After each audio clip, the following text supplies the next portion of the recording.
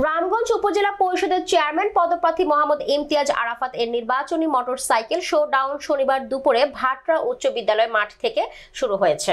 Showdown Bhatra Maispara, Panchrukhi, টিউরি বাজার, ভোলাকোট, লক্ষ্মীদরপাড়া, বিষ্ণুপুর, দক্ষিণ ভাটরা, বাউরখাড়া, খোদ্দনগর, দলটা বাজার, জাফরনগর, উত্তর বাট্টা, নান্দিয়াপাড়া, জয়দেবপুর, কোমরতলা, পানিওয়ালা, দুধরাজপুর, হীরাপুর হয়ে ভাটরা ইউনিয়ন পরিষদের সামনে সংক্ষিপ্ত আলোচনার মধ্য দিয়ে শেষ হয়েছে।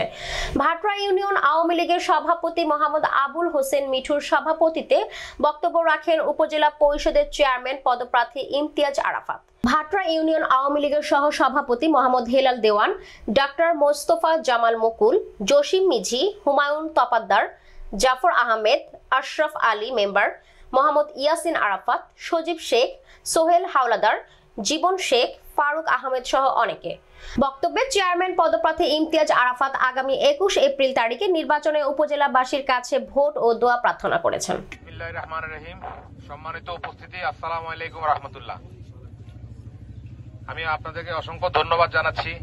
আপনারা এই দুপুর থেকে এই সন্ধ্যা পর্যন্ত আপনারা আমার সাথে সময় দিয়েছেন।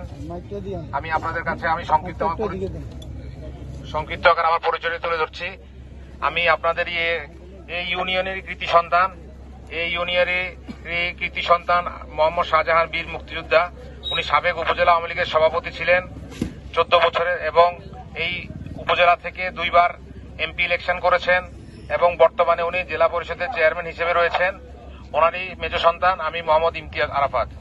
আমি আগামী 21 মে 2024 যে উপজেলা পরিষদ নির্বাচন হতে যাচ্ছে, সেখানে আমি রামগঞ্জ উপজেলা পরিষদ হতে চেয়ারম্যান প্রার্থী হয়েছি। ইতিমধ্যে আপনি তা জানতে পেরেছেন। তারই অংশ হিসেবে আজকে আমি আমাদের এই ইউনিয়ন 10 নং ভাটরা ইউনিয়নে আমি আজকে গণসংযোগ করেছি আপনাদেরকে সাথে নিয়ে।